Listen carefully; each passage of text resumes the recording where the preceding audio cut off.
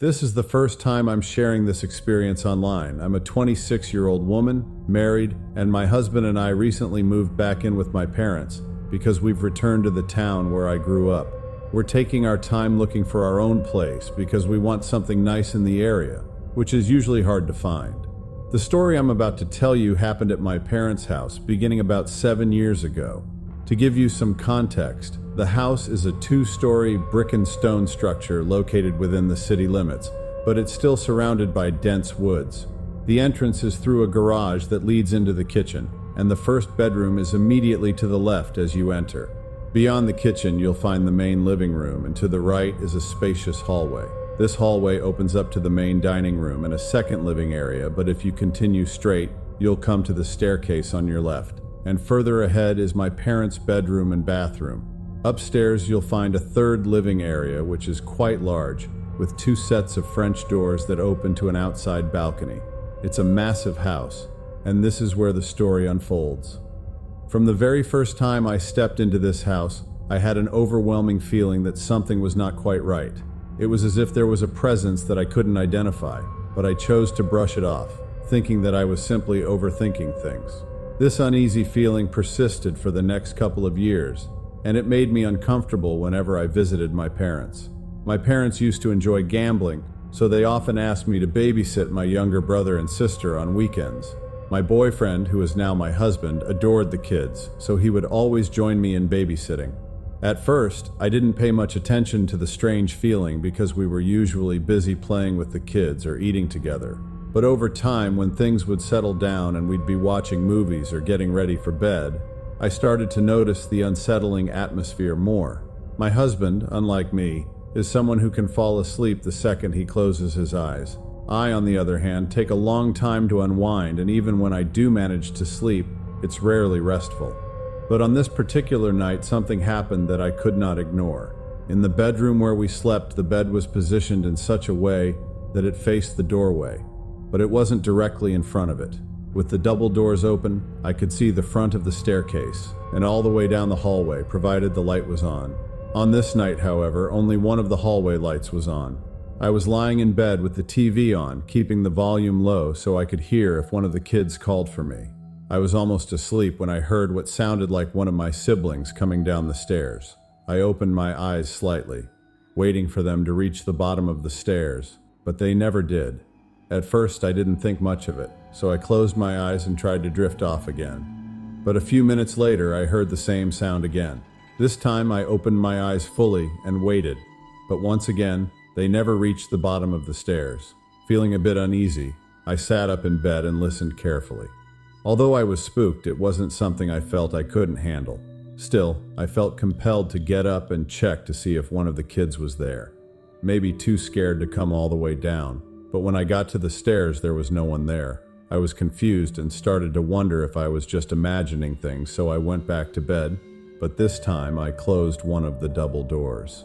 It was a few hours later, around 2:30 in the morning, when I suddenly felt the unmistakable sensation that someone was standing very close to me, right next to the bed.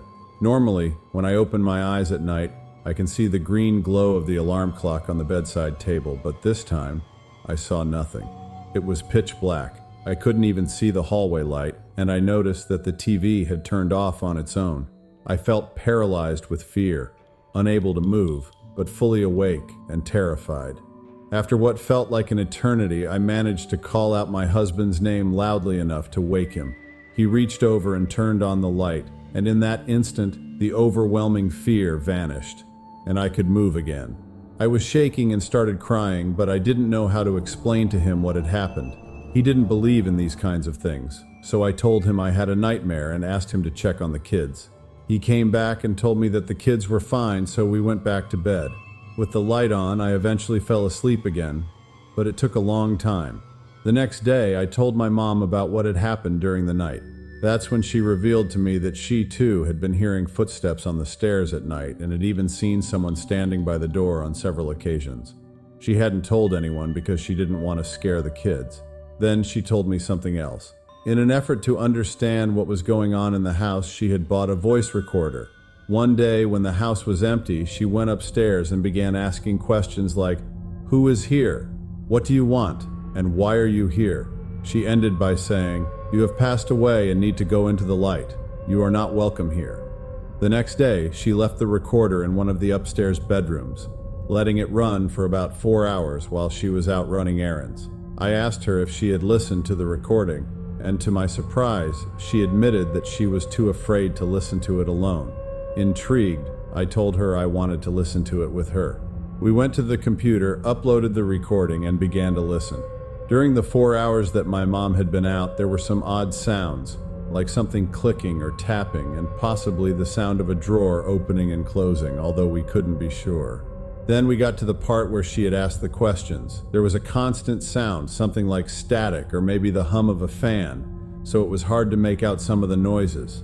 But there was one sound that sent chills down our spines. When she asked, "What do you want?" there was a clear answer: Jeremy. It didn't answer any of the other questions, just that one. Hearing that name made me cry immediately because it all started to make sense. My brother hadn't been having night terrors for no reason. Something was there, every night, and it was focused on him. Not long after that, we asked a friend to come and cleanse the house. For a long time after that, everything seemed fine. My brother stopped having night terrors, my mom could sleep peacefully, and the house felt normal again. But now, things have started happening again. I've been living in this house for a month and a half, and for the past 3 weeks, I've been seeing things all around the house, especially when I'm alone. The feeling of being watched has become so intense that I refuse to stay alone in the house anymore. I've even felt something pulling on my blanket at night. I think it might be time for another cleansing. Oh, and just so you know, I am the 3rd generation on my mother's side of the family that can see spirits. My dad's side of the family has a history of practicing black magic, although that was before I was born. I avoid talking to them and I stay as far away from anything spiritual as possible. I would recommend that you do the same. Even if you're careful, these spirits can haunt you for a very long time, even after you're gone.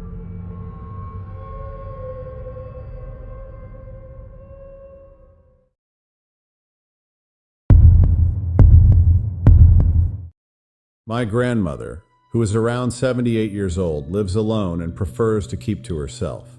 The house she resides in has long been a topic of intrigue and speculation within our family.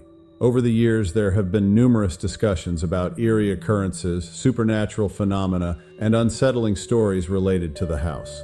Despite our efforts to persuade her to move in with one of us, she remains steadfast in her desire to stay in her own home. At the time, I was 15 years old, and my father had a rule that neither my siblings nor I could stay away from home for more than a day. We would visit our grandmother at least once a month, as my dad enjoyed long drives, but we always returned by nightfall. My grandmother often expressed her dissatisfaction with the limited time we spent with her, especially since my cousins, who lived nearby, could spend entire summers at her house and share their own stories of the place. When I turned 17, my father had a sudden realization. He thought it would be beneficial for both me and my younger sibling to spend a few days at my grandmother's house. Given the unsettling stories we had heard, my younger sister, who was terrified of the dark, was not enthusiastic about the idea. However, I managed to convince her that the stories were merely fiction, and that if the house were truly haunted, my grandmother would not have been able to live there for so long. Though she wasn't fully convinced, she agreed to go along with the plan. On the other hand, I was quite excited about the prospect. I relished the idea of having the freedom to stay up and talk to my friends without any interference. As for ghosts, I was a skeptic. Coming from a family with strong religious beliefs, I had always trusted that a higher power would protect me, and this blind faith made me dismissive of any supernatural threats. So my sister and I arrived at my grandmother's house. The house had 3 bedrooms. One was where my grandmother slept and had 2 beds. Another was the room my grandfather used to sleep in, and the third was reputed to be the most haunted of all. Since my grandfather's room was occupied with his belongings, my only choices were to either sleep in my grandmother's room or the infamous haunted room. I chose the haunted room, not out of bravery, but because it offered privacy and allowed me to stay up and chat with my friends. My sister opted to sleep with our grandmother. The first day was uneventful, but that night I had difficulty sleeping. The room's oppressive darkness made it hard for me to rest, and I ended up sleeping only in the early morning hours. The room's windows were completely wooden, ensuring that no light penetrated. whether it was day or night. On the third day, my sister decided to join me in the haunted room because she had learned about my grandmother's unsettling habit of wandering around the house in the middle of the night, a definite red flag. The fourth day was when the main incident occurred. My sister and I were lying in bed together when, around 2 a.m., I heard the sound of the pendulum clock chiming throughout the house. I knew my grandmother was up because I could hear shuffling noises outside the room. Despite the pitch-black darkness, I wasn't particularly frightened. I was lost in my own thoughts, contemplating teenage issues. I was lying on my back, staring into the void, with one of my hands hanging out of the bed above my head. The bed did not have a headboard, but had wooden panels on the top and bottom. In the midst of my musings, something abruptly interrupted my train of thought. I heard a distinct knock from behind the bed. My initial reaction was to freeze, and my mind raced to find an explanation. I thought it might have been caused by my own hand, which was still hanging out. I remained still, aware of my hand in that position. My sister was still asleep beside me. Moments later, there was a louder and stronger knock from behind the bed. At this point, I was genuinely terrified. I cautiously pulled my hand down, still in complete darkness, unable to call out to my sister.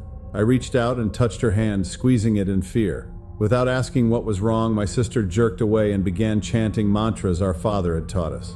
I joined her, and shortly after, we both heard a lighter knock behind the bed. We huddled together, too frightened to move, and continued praying until dawn. When morning arrived and my grandmother was up, we turned on the lights and thoroughly inspected the room for any signs of rats or potential entry points. There was nothing, no sign of rats or any disturbances behind or beneath the bed. My grandmother was meticulous about cleanliness, so it was unlikely that a rat would be present. I returned to bed and eventually fell asleep. We did not mention the incident to anyone. We called our parents to come pick us up, but they were not home, and my dad instructed us to toughen up. We ended up staying in the house and the haunted room for a full month. Despite the unsettling occurrences, we grew accustomed to the room and the house. After a month, we returned home and recounted our experiences to our mother. It was only after leaving that house that I realized how much lighter I felt.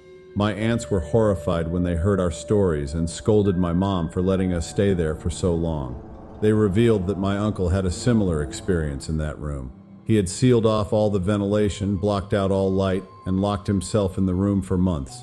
He eventually had to be committed to an asylum, and it took years of therapy to help him recover. Since then, we never stayed at that house alone again.